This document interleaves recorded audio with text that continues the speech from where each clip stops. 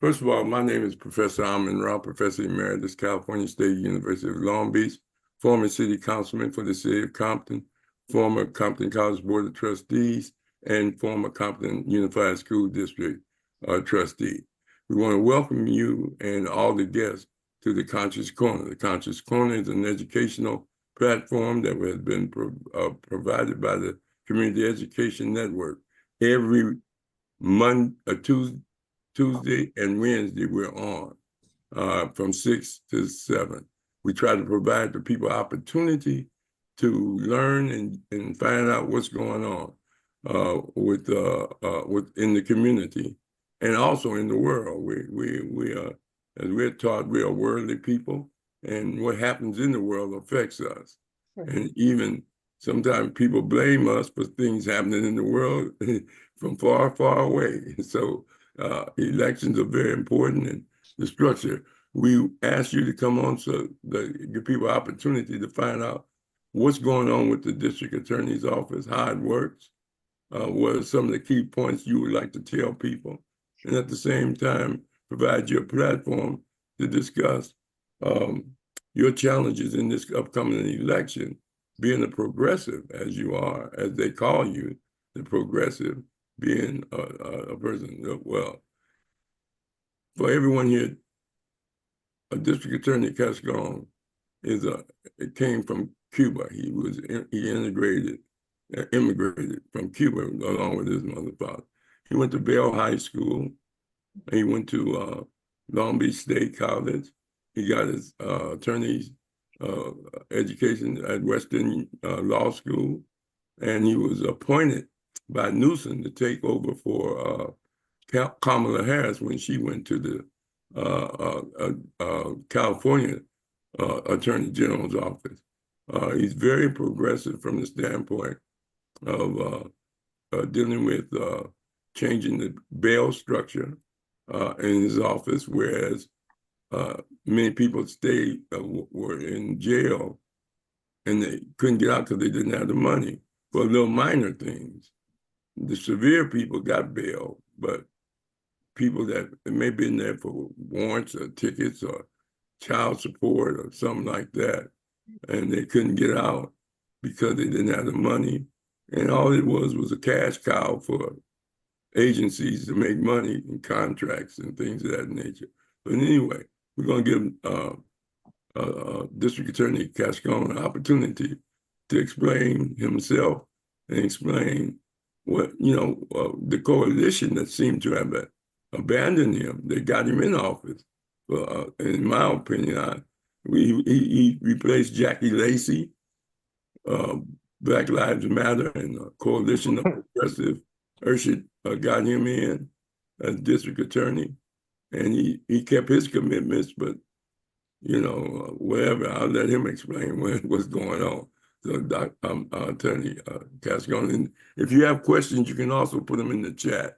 And Rashiki Maskani, again, because we're going to go around and give people opportunity to ask questions. But if we don't get to you, put it in the chat, and we'll make sure District Attorney Gascon, along with his assistant, Shaylin Joseph, that's here. That's also pretty sure she's going to be taking notes. Go ahead. Go ahead. Well, first of all, Professor Rahh, again, I apologize to you and everybody else in the audience for being late. And I want to thank you. It's an honor for me to share a space with you all today. And it's wonderful to know that you were a professor at Cal State Long Beach. I wish if I would have been one of your students, but I think I was probably there much earlier than when you were a professor. But let me just, I'm glad that you teed it off the way you did, because I was elected on a platform that was very community based, and it was very straightforward. I never deviated from the things that we promised we were going to do. We talked about the fact that we would hold people accountable, but that included holding law enforcement accountable. We talked about not seeking the death penalty. We talked about not putting kids into adult prison.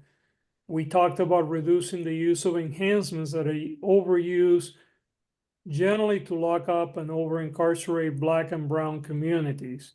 We talked about also dealing with issues of poverty in a very different way, not criminalizing people because they're poor, not sending people to jail for a day or two just simply because they're unable to afford the rent.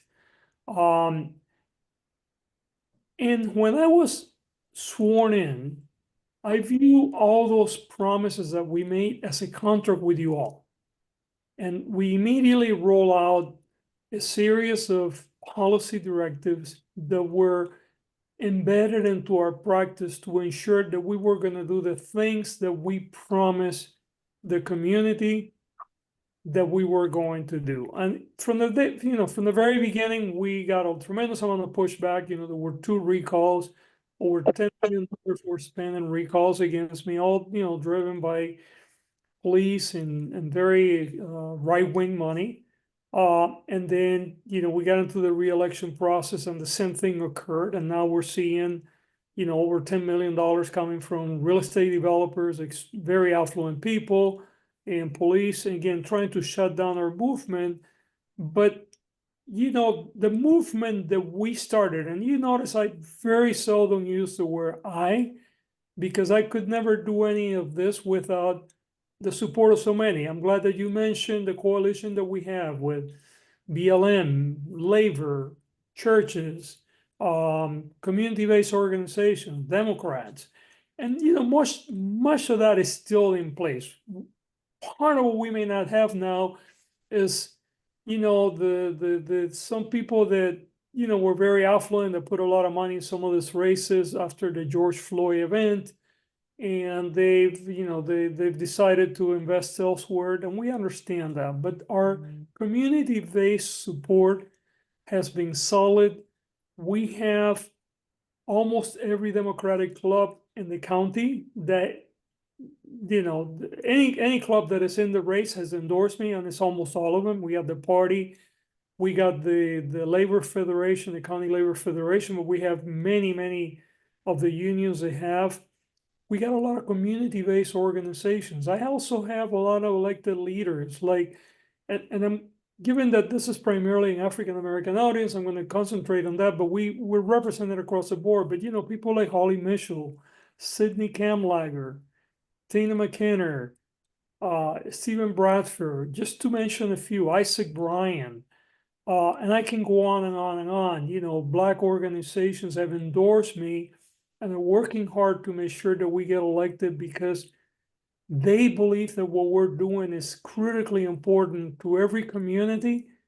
But I think it's even more important often to the Black and brown communities, that are the ones that often get treated with disrespect and are often the victims of over incarceration and system abuse.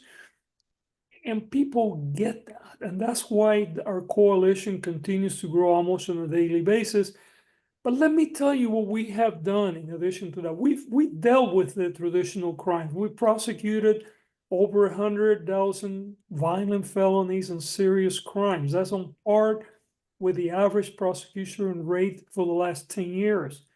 We have gone after organized retail theft by targeting people that are doing this in an organized manner, and 92% of the cases that police brought in front of us were prosecuting it. We have gone after people that are breaking into people's homes and burglarizing them, and over 80% of those cases, again, when the police makes an arrest, we're filing those cases. It's important to know, by the way, that's not the average, because generally prosecutors maybe file 60, 50% of the cases presented by the police. So these are very high rates, because we understand the impact on our community. And for the people that are causing serious crimes, they're doing serious time. But here's the other things that we're doing that my predecessor never did. We have now prosecuted over 150 police officers for things like excessive force, shootings, lying on the stand. We have also started a labor justice unit going after wage theft. The biggest theft crime in our county is unscrupulous employers stealing from our workers, which are mostly Black and brown and immigrants. Over $1 billion are stolen from workers every year. We've now represented cases involving 350 victims, and and have been able to return millions of dollars back of unpaid salaries. We have also gone and done environmental work that was never done before, because one of the things that I'm very concerned about environmental justice. We know that especially Black and brown communities are often not only penalized by bad public health, bad education, and bad systems and policing, but also we have tremendous amount of pollution that impacts our communities, and there's generally no accountability. And I'll give you one example of 250 cases we've handled. One of the larger cases involves Atlas Metal, right next to Jordan Downs in the Watts area. This is a metal recycler that has been polluting the soil, the water, right next to a high school, Jordan High, and next to a housing development, Jordan Downs. The EPA several years ago measured the contents of lead in the soil on the football field, and says it was 75 times more than what is safe for human exposure. Two prior administrations, the Cooley and the Jackie Lacey administration, were presented with cases and they refused to handle those cases. And not only did we go after them, but we went after criminally after the owners. Let me tell you what the impact of that is. If you get a serious exposure to lead and it gets into your skeletal system, that lead will carry on for 3 generations. It will go to your kids and it will go to your grandkids, assuming that they're not having their own personal exposure. Now, we know that lead impacts our learning ability, it impacts brain development, and often, quite frankly, it impacts other behavioral problems. We've known this for decades, and yet we continue to allow a company like that to pollute our community without any consequences. We've gone after them. We have also gone after consumer cases, like cases where people like Bonds and Albertson that were basically advertising products, and then after the advertised price, after the sale ended, they jack up the price but kept the shelves with the same price, so that when our people go to a checkout, they're overpaying. They're thinking they're paying what is posted on the shelf when they're paying more. We are also ensuring that the people that were wrongfully convicted are getting a second opportunity. We have now exonerated 14, and today we announce our intent to exonerate 2 more. We have resentenced over 300 men and women that have been the victims of over-incarceration for years. And by the way, out of all those, only 4 have reoffended. Shalon Joseph, who's here with us, has been the primary engineer in taking 36 or 37 people out of death row. Again, those were all people of color. I can go on and on. Crime is down in the city of LA. Now, I understand that there are parts of the county where we have increases, and you hear the crime is up in the county, and it's complex because we have 88 cities, and in some cities, like the city of LA, have experienced reductions in crime for the last 2 years. Pasadena has experienced reduction. Long Beach, on the other hand, has had an increase. But it's not across the board. And we know that crime has gone up in our neighboring communities where you have prosecutors that take a very different view of the work. So we know that what we're doing is not only not causing crime to go up, but we're addressing things that have been left unattended for generations. And the only reason why they're being left unattended is because it impacts poor Black and brown folks. Otherwise, I guarantee you that if Jordan High School was located in Beverly Hills, this would have been dealt with 20 years ago. But the kids that were getting exposed to lead were Black and brown kids. So, for some people, that didn't matter. That's the kind of work that we're doing. And that's why important that we continue to do this work in the 4 years to come. And that's why I'm so dedicated to doing this work. Good. And thank you for that commentary. I just going to ask and we appreciate the work you've done in many ways. Many people appreciate your position on the death penalty and not charging kids with various crimes, not the major ones, but as adults, and have to go through a process to be reclassified as an adult. We appreciate that, but also there's some issues that the people seem to blame your office for, or lump you in with other agencies, such as the unhoused and the various increase of crime among the unhoused, stabbing, shootings at the metro station. Second, they're upset about the aspect of street takeovers, and they blame, they look at the criminal justice system as one: police, enforcement, prosecution, and some type of result of that prosecution. And I heard on your debate with the person running against you, you said that it's a police job to arrest, Right. but it seems as if they were saying you were soft on crime, and but it's the police job. Some people think that the police, who have not endorsed you and working with White Ring to get you out, are slowing down on arrest and slowing down on response. I don't know how that's going. How do you respond to that?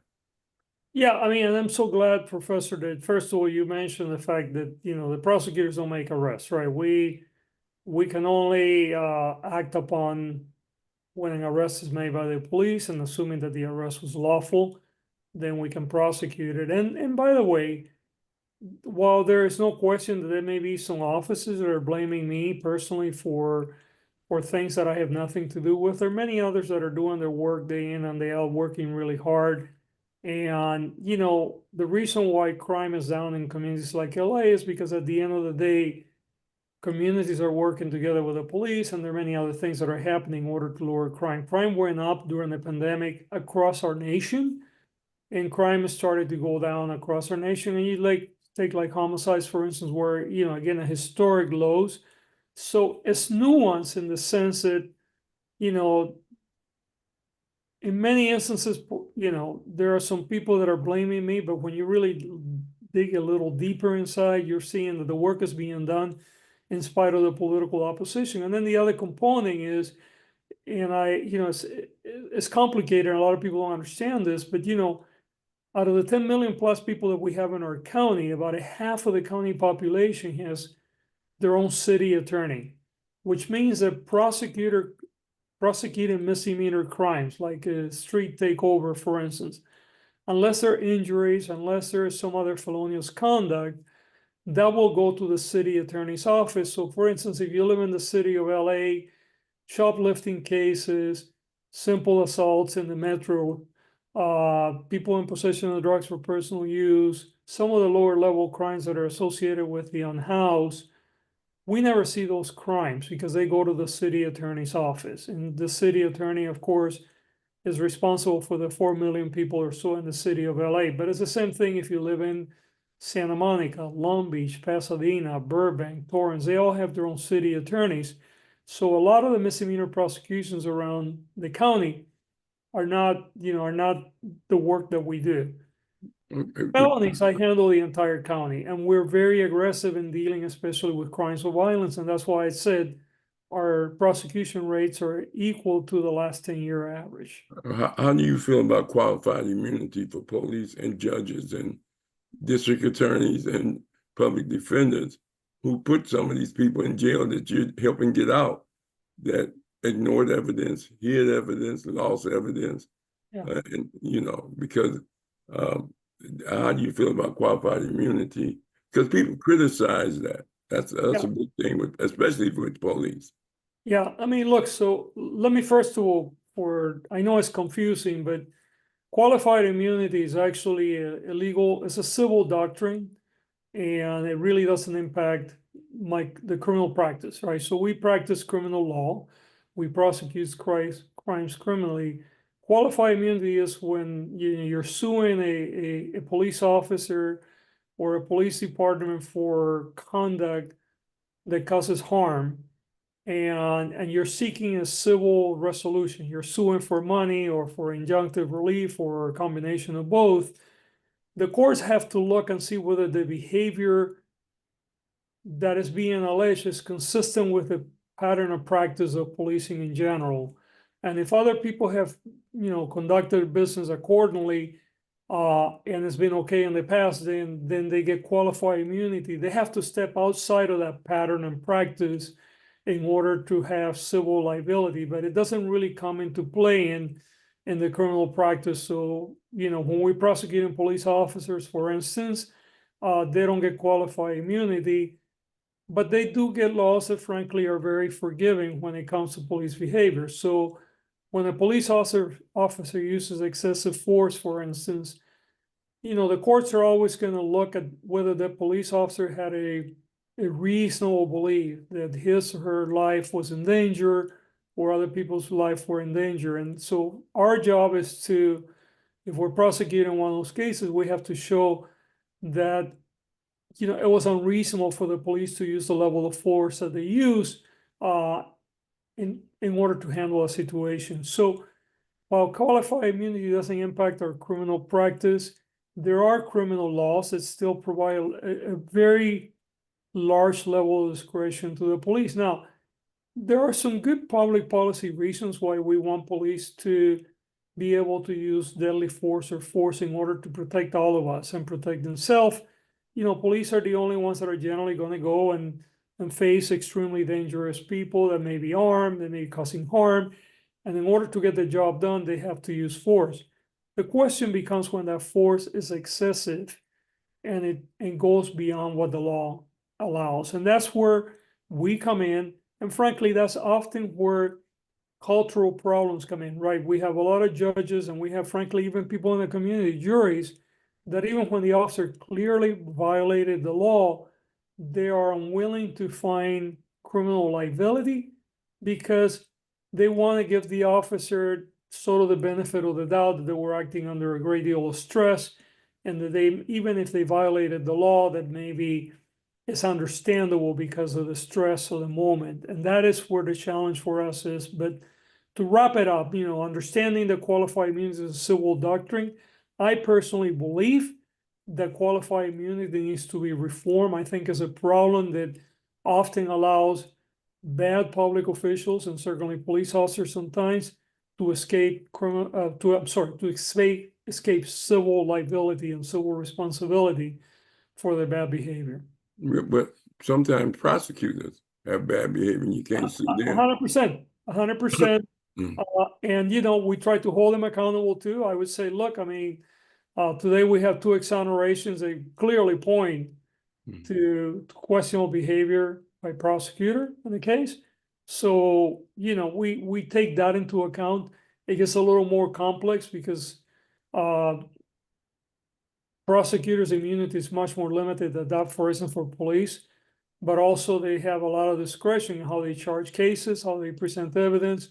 So it gets very nuanced and very complicated. But believe me, we deal with the outcome of sometimes bad prosecution, and we're trying prospectively to eliminate a lot of that by creating the practice that we have. We're also, I was a strong supporter actually of the Racial Justice Act, for instance, which has both a retroactive and a prospective look.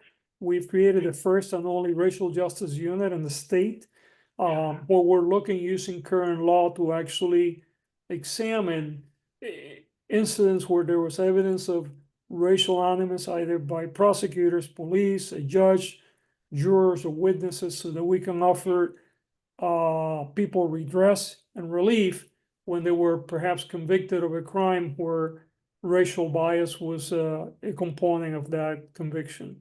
Okay, what about selective prosecution? Explain what that means, because a lot of people feel that sometimes public officials, and even people in the DA office, they cover for each other, and then selective prosecution, the DA filed charges. Yep. Right. A judge can refer charges and the DA can refuse it. I mean, because the DA is the one that's got the prosecutor. Is that correct? Yeah, I mean, the prosecutor makes the final decision of whether to file the case or not. And there is no question that there is so much discretion for prosecutors that it's very easy for prosecutors to exceed their authority, not necessarily legally because they have the discretion to file a case, but in how they use that discretion. So one of the challenges for us in the office has been, and the reason why we created so many of the policies that we have is actually to ensure that we address incidents where discretion is being used for the wrong reasons, right? So I think when you hear as you mentioned the term selective prosecution, prosecutors are selective in their prosecutions all the time. It's inherent in the system that we use discretion to file the cases. So the challenge for me and our team is to make sure that we use that discretion in a way that is not only fair and equitable, but it is appropriate. That we just simply don't prosecute a case because we can, but that we prosecute a case because we should, which is a big difference. Police can make a lot of arrests. The evidence may be there to prove the case, but the question often becomes for us, even though the arrest was legal, even though the law was violated, should we continue forward with the prosecution? And if we do, what do we do? Do we seek diversion? Do we seek, maybe some kind of out of custody remedy, or do we seek custody time? And those are all part of the discretion that prosecutors have. Of course, the judges are the ones that make the ultimate decision in terms of what sentence is going to be handled. But there's no question the prosecutors are the ones that start the ball rolling. And that's why it's so important to have prosecutors that work with guidelines and policies that very clearly create protective fences, if you will, to try to reduce the impact of bias in our work. A question, and then I will get to the rest of the people to ask questions. One is that is there a statute of limitation for prosecutors or public defenders who use perjury for convictions or for they perjured themselves or they lose evidence and there's no follow-up on murder cases? And then when the Menendez brothers, which y'all are considering, revisiting their case and considering that they've done enough time for 2 murders, that was convicted by a 12-person jury. One of the hardest things for regular people to do is to win an appeal or even get a revisitation of their case, no matter how much evidence, when there's 12 people that convicted you at that time. And then 30 years later, or 20 years later, without an appeal, from my understanding, the Menendez brothers is getting a relook. And it's not like they won an appeal. It's just a district attorney position based on letters and family letters that you're going to look at their case when there's millions of people who would wish you would look at their case. But I know you don't have the people power, but how does that come about? And that's why people think it's a bias for the rich. Yeah. What I mean? This time. So, I started a resentencing unit when I first became the DA, and we have resentenced over 300 people, and most of them are poor Black and brown people. 28 of them were resentenced for murder. They were in for murder. So actually the Menendez case, which by the way has been in our office now for about a little over a year, because we do very intensive work in order to come to a final conclusion, are really part of over 300 cases now. What it is true is that most of the resentencing that we do never garners any media attention. When a Black person from, was given 50 years to life 30 years ago, and we resentence them, very few people care. We care. We obviously did the work to give them a new opportunity because they rehabilitated themselves and they earned the right to come back to our society. We also have done exonerations, and again, our exonerations are all so far have all been poor people of color, all in black and brown. And again, there's not a lot of attention, but we do the work. So yes, it is true the Menendez are famous, and they have become more famous because their trial initially was so salacious. And I haven't made a decision yet, but I will by the end of this week. But there's actually two legal processes that are at play here that apply to anybody. One is what is called a habeas, and under habeas, which is what the Menendez brothers' lawyers are alleging, there was evidence that should have been presented in front of a jury that was not presented, and but for the lack of candor, if you will, a jury convicted. And that evidence, according to their defense lawyers, had to do with the fact that they have been subjects of sexual molestation for many years and emotional abuse. And initially, they were tried separately. So there were two trials, one for each of them. And a lot of evidence came in, and the jury could not make a decision. And the office actually tried to get the death penalty. Those cases, the jury could not come to a conclusion. So then the office refiled the case, brought a new case over, put them both together in the same trial. And then a lot of the evidence that had been presented on the first case where a jury could not come to a conclusion, they were able to get it excluded. And then the jury in the second case was not exposed to all the information about molestation. They got some, but not all of it. And they convicted them. So what their lawyers are saying, if all this information would have come in, a jury may have decided differently. So that's one avenue.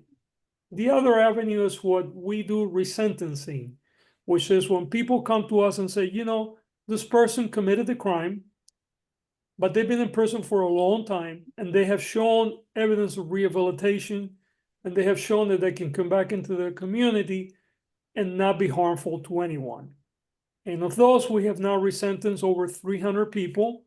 And by the way, over 300 people, only 4 have reoffended. So it means that we're doing our job and really examining closely the people that we resentence.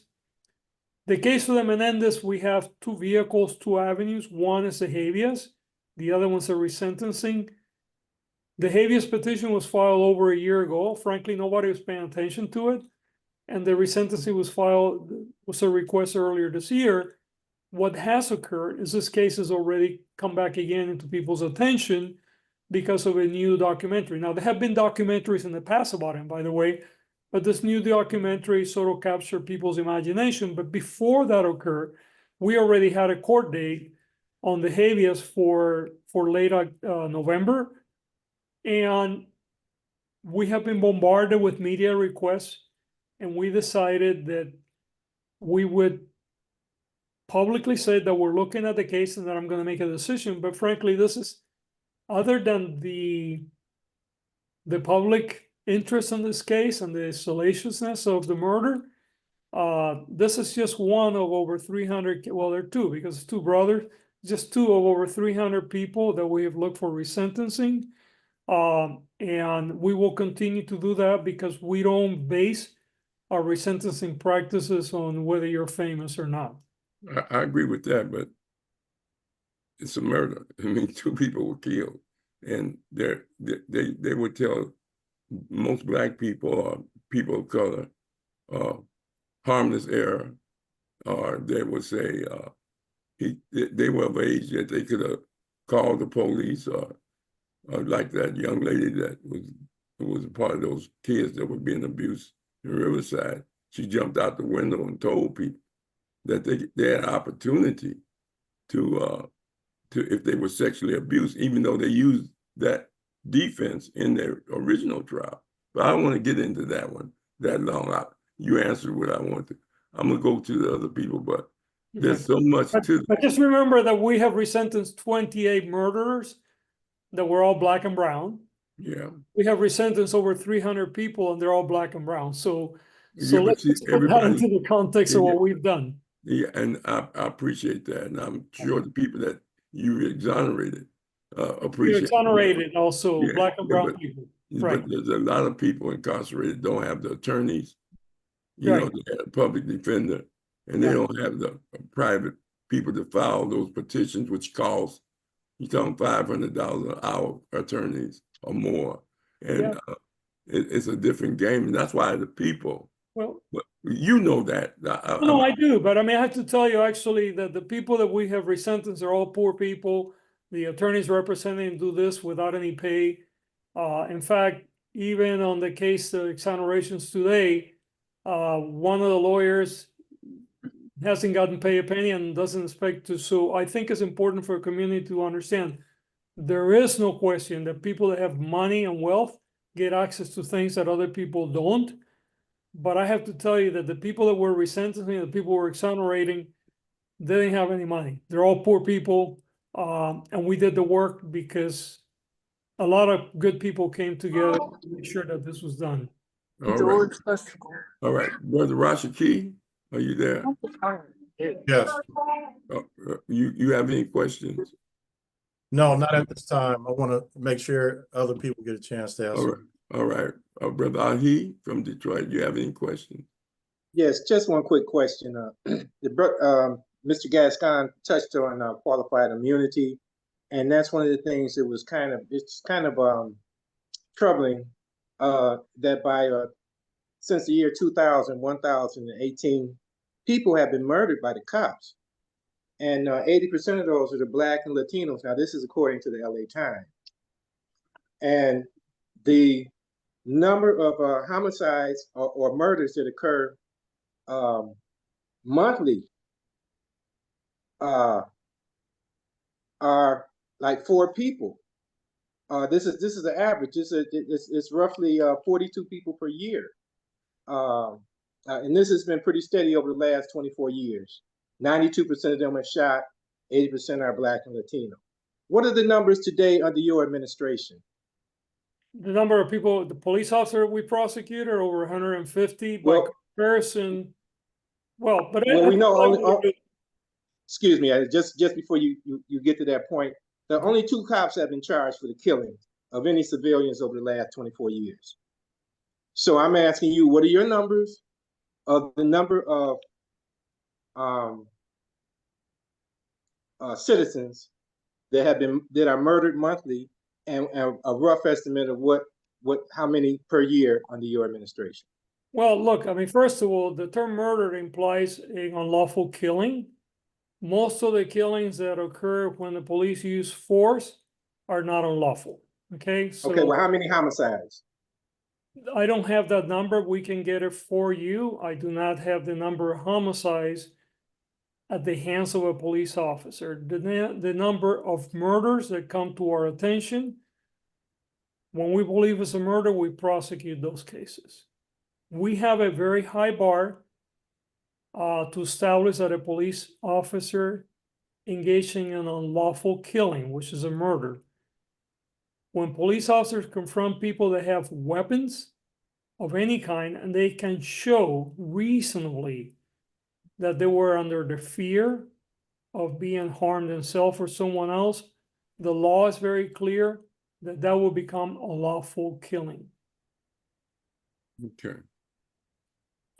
I'm sorry. I just want to add in, because I know the DA was trying to get this point, is that, and I've been in this system here for 29 years now. Introduce yourself and tell me. Okay, I'm sorry. I'm Shalon Joseph. I'm special counsel to DA Gascon. I was a public defender for 25 years in LA County. I've been with the DA for almost 4 years now. But I do think it's important to understand that under this administration, the DA has prosecuted the most police officers than we've seen over the past 2 administrations. So in terms of police accountability, under this administration, we are prosecuting those cases. So I think it's important to make that distinction as well. Okay. And most of these homicides are still taking place concentrated in the cities of Long Beach and Compton? Those numbers I'll have to get to you, but in terms of the number of prosecutions that we're doing against police officers, we have by far outnumbered the prior two administrations. But I can get you the actual data. Yeah, because they hadn't prosecuted any. That's one of the reasons. Correct. Under Cooley and under Jackie Lacey, that's one of their biggest criticisms. But Mr. Maddox, did you have a question? Yes, thank you very much, District Attorney. Introduce yourself. My name is James Maddox. I am a member of the Association of Black Social Workers of Greater Los Angeles, and I am a social worker focused on policy and an analyst. I have two questions. It's a two-part question. What happened to the coalition that supported you when you first ran 4 years ago?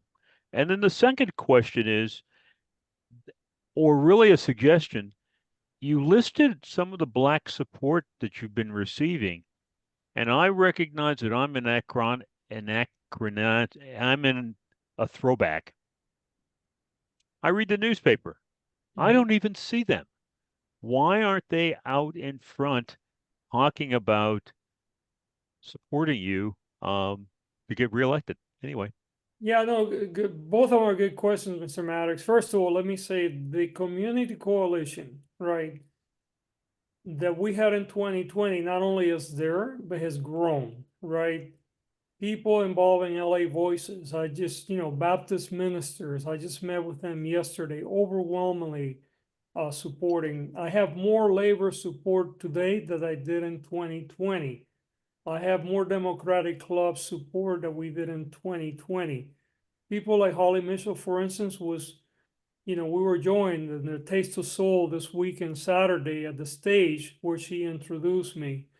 They have, she introduced me at our rally where we kicked off our campaign. They are out there.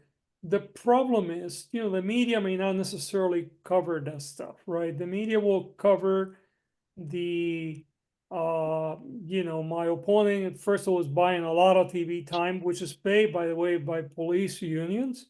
We don't have that, right? So our media coverage is more is more what we call organic, right? But I can tell you that the people that are supporting us are out there. We're getting people that are phone banking. We're getting hundreds of people that are phone banking for us.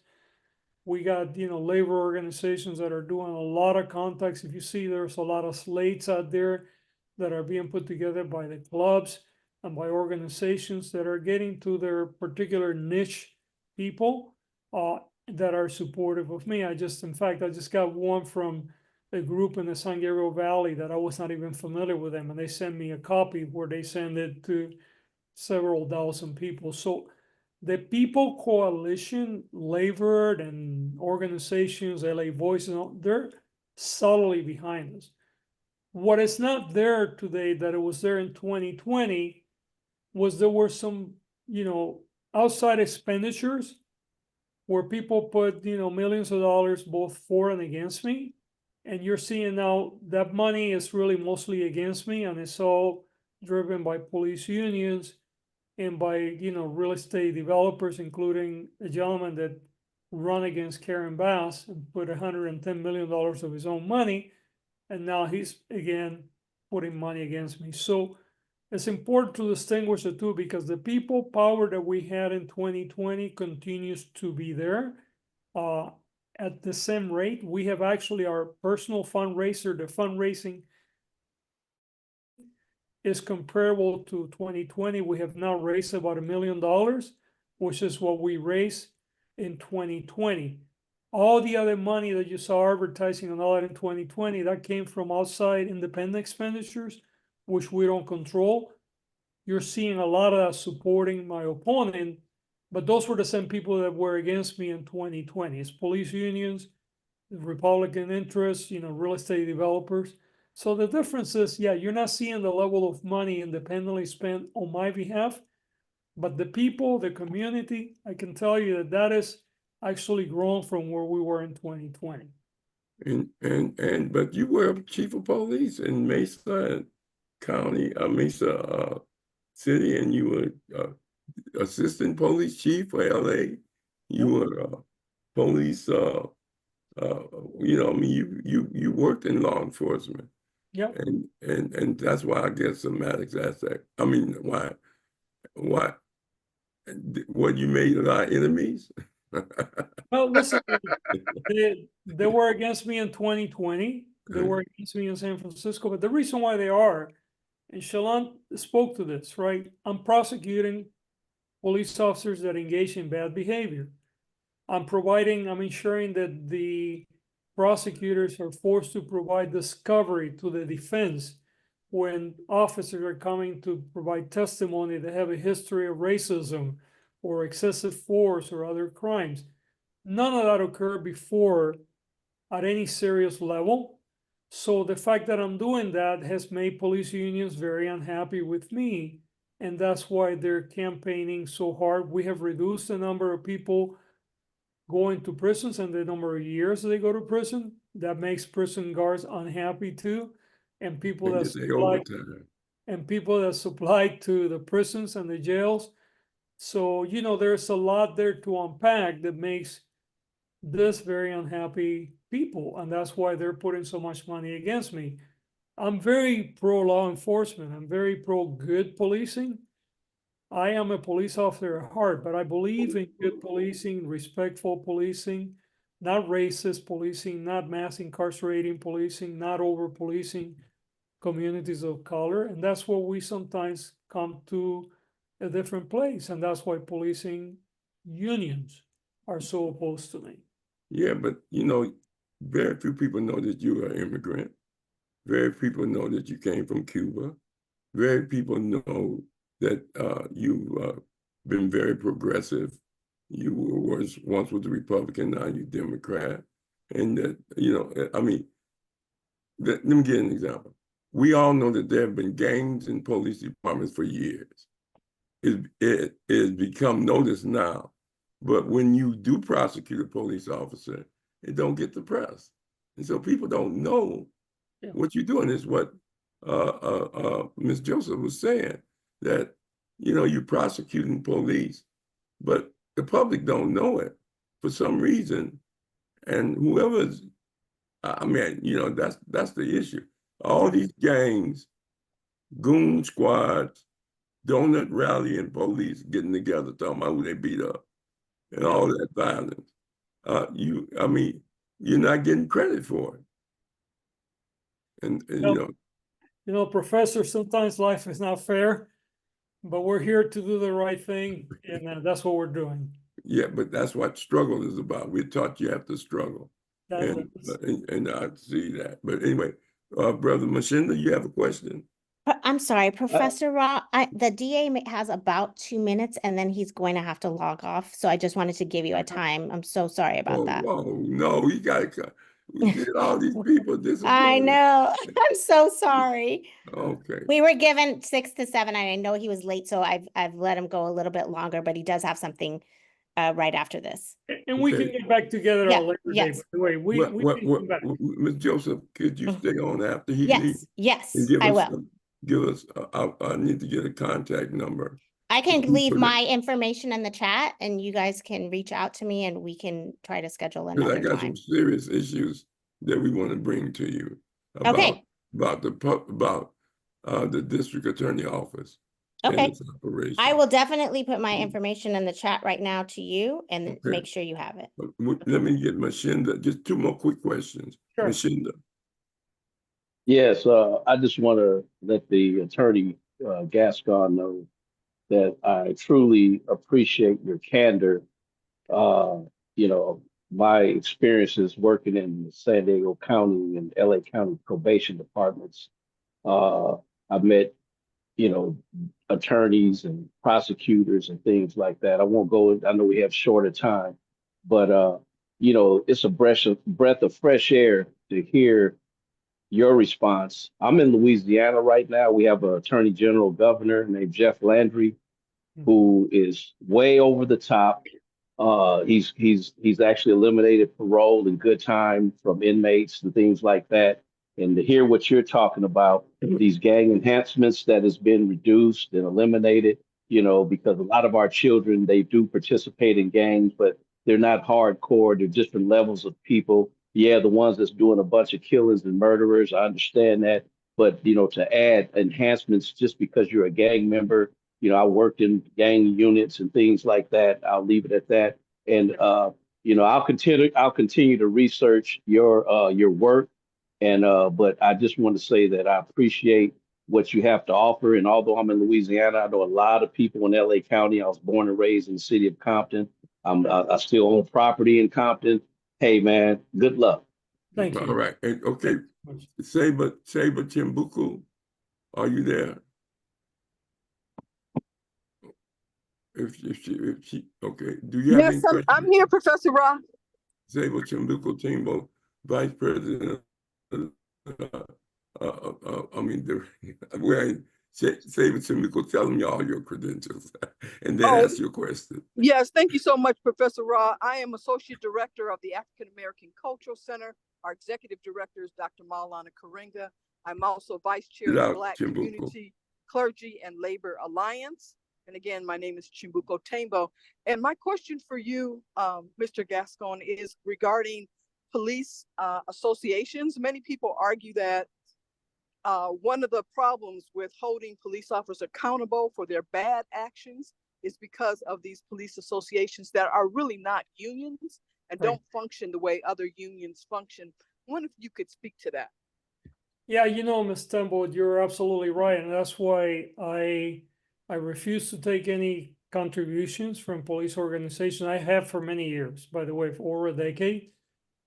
Because I believe that first it was a conflict of interest, but secondly, I believe that sometimes they inhibit the application of the law, especially when it comes to civil rights. And I believe that, frankly, I was a sponsor to a bill that failed 2 years ago, 3 years ago now. We tried to pass a bill actually that said that prosecutors cannot take money from police unions, and that if you did, you had to conflict yourself out of any cases involving their members. Unfortunately, they put a lot of money against that, and they were able to get the legislature to kill it. So I couldn't agree with you more. I think that one of the biggest problems, and frankly, concerning police accountability, is the way that police unions are able to buy themselves into political races, how they buy city council races and others, and they create a situation where sometimes there's a lot of impunity that goes unchecked. Okay, that's excellent. And I apologize, but I do have another. Okay, all right. I put my, go got ahead, it. DA. I'll stay on for a few more minutes, and I did put my information in the chat. So Again, we want to thank you. Many thanks, and we hope that wish you the best in your election. Thank you. Thank you so much for the opportunity, Professor Rum. And I look forward, actually, probably after the election, let's come back again and let's talk. I want to keep the dialogue going. We're taught by Dr. Maulana Karenga. We vote for Thank you. issues and we vote for better conditions. We don't vote for people. And most of the people like your progressiveness. Thank you. We support you. All right. Thank you. You take care now. Good night. All right. Professor Rahh, Yeah. we could actually keep going a little bit more if you want, like post. Yeah, I understand. I can log off so you guys can talk. I did put my email and phone number in the chat to you, Professor Rahh. If you want me to send it to anybody else, let me know. But I can also you can send it to me, Rasky Maskani, please. Okay. Do you want me to put it in the chat here, or do you want me to email it to you? You have my email. You can email. Okay, I'll put it in the email, and then you'll know how to get, or you can just give my email. I've been CC'd on all the emails. You could give it to Professor Rahh. Okay. All right. Okay. Good. Either Thanks way. a lot, Sheree. Okay. It was very nice to meet you all. Thank you for having us. Okay. All right. Thank you for coming. Brother Lionel Henson, you there? Lionel? I mean, Brother Ejao. You're on mute. We can't hear you. All right. What about Tanai? You have a question? She left. What about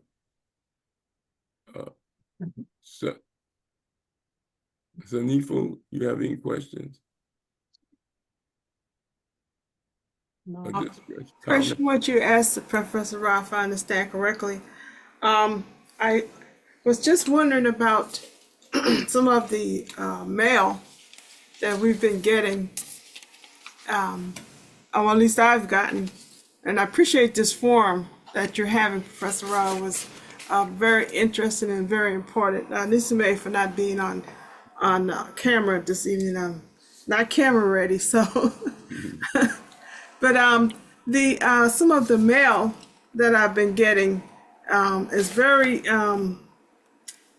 the opponent of Attorney Gascon seems to be trying to influence, Black people, and I don't know what it has anything to do with it, but the last piece of mail I got, it shows a young brother, he took a class and he got a job coding, after school program, and he got a job coding. And so now this Hockman in the flyer mailer is saying that he's gonna work with organizations and that offer job training after school and everything like that. So I was just wondering how. I'm not influenced by it, but I could see how other people could be influenced by it, and I was just remarking that the people who are supporting Hockman, I'm looking at this as one of them, as he said, is Caruso, and we know that that's not good. He is not good. He doesn't have any interest in doing anything for Black people. So I'm just, how would we go about combating that kind of misinformation or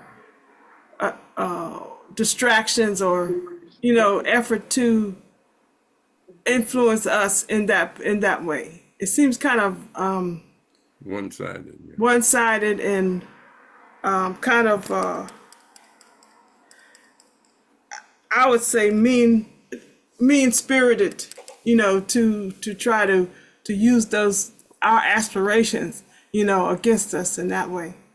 Dr. Rahh, may I try to address the issue? I'm not going to say I'm going to have an answer, but I would like to comment. And then, in all transparency, I am a member of St. Timothy's, and I'm also a deputy district attorney. But I asked you guys to check out Mr. Hockman's prior path. Last year, he changed his political affiliation from independent to from Republican to independent. Okay, so at what point did he ever engage in any activity to uplift the kids in our communities? I would say let's look for evidence that what he says now is part of his spirit. I'm not going to be mean-spirited because I don't want to be that, but look for the evidence. He was a Republican up until a minute ago.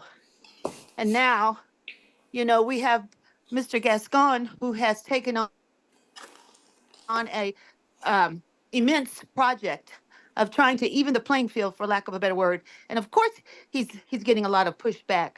And I also have the question, where are the supporters who were with him 4 years ago? They must have known that this was not a 4-year endeavor. He was trying to change hearts and minds and cultures and practices.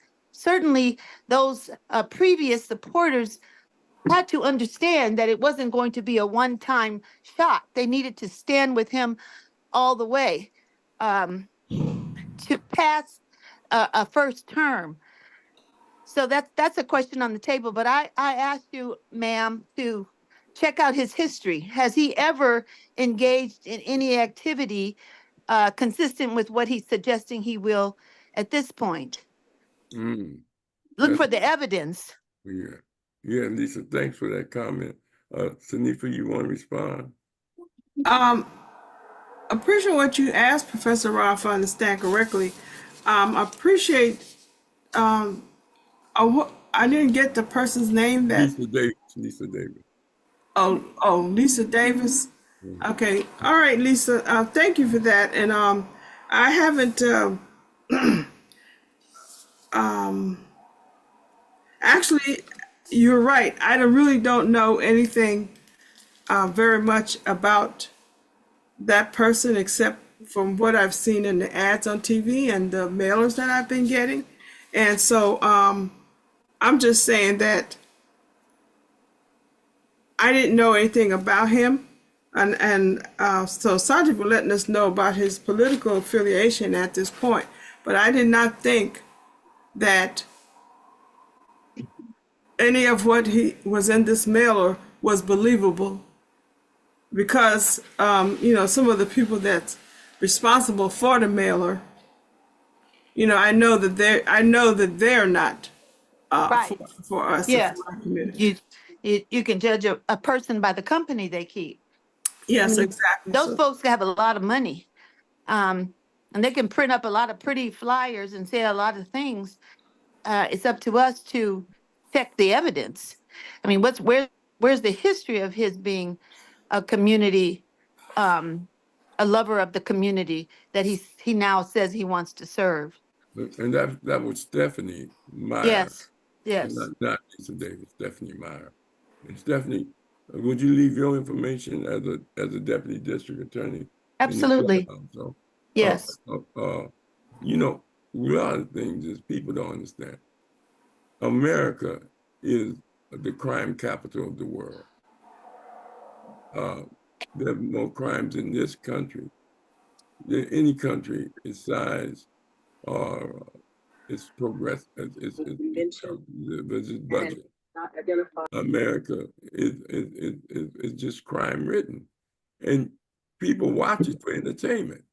They Yeah. watch, all they do is watch crime, crime, crime. So they develop a psychology that crime is all around them.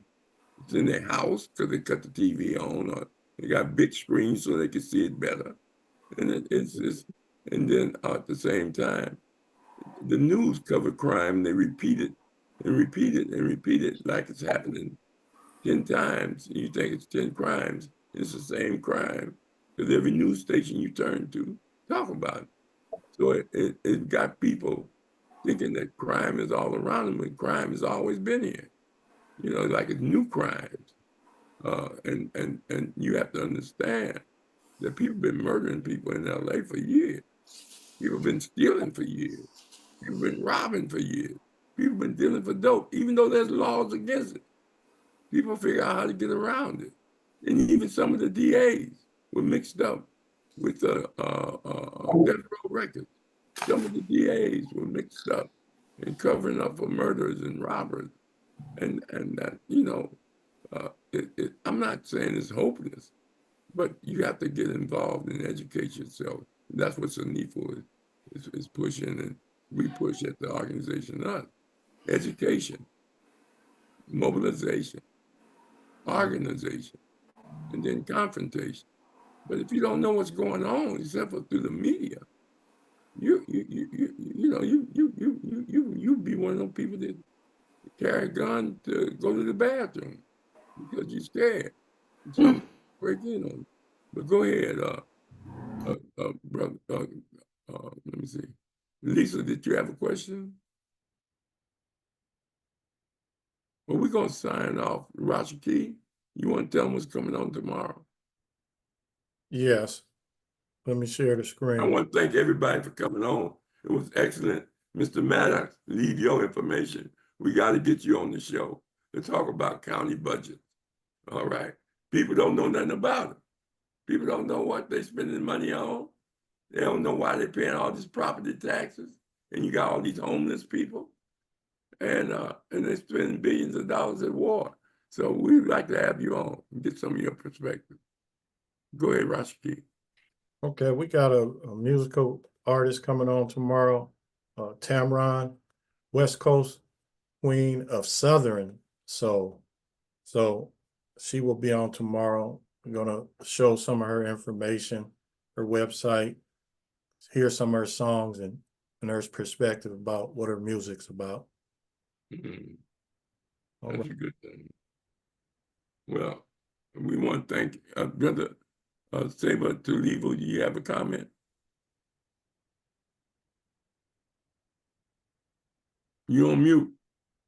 You're on mute. I just wanted to compliment and congratulate the show again tonight. It's an excellent program. And it was excellent exchange between the guests and the speaker and questions that came up. And excellent moderation from you, Professor Rahh. Asante Sana for the strong work the Senate is doing. You know where I got my training from. Dr. Mahan Karanga organization with the news forum every Friday at 6 p.m. It's a phone in, and we'll put the number in the chat if you want to continue discussions from a community-based consciousness of doing justice and walking in the way of righteousness. Every Friday at 6 p.m. to about 7:15, we discuss critical issues and courageous thinking about African people and our community. And we have Soul Session on Sunday, 3 p.m. We just discuss Fannie Lou Hamer and all the great martyrs and people that contributed to our liberation and the liberation of humanities. Because we're taught when Black people are free, everybody's free. And so that's a beautiful thing. We're struggling for freedom for ourselves, but we also, when we get free, they're going to get free. All right.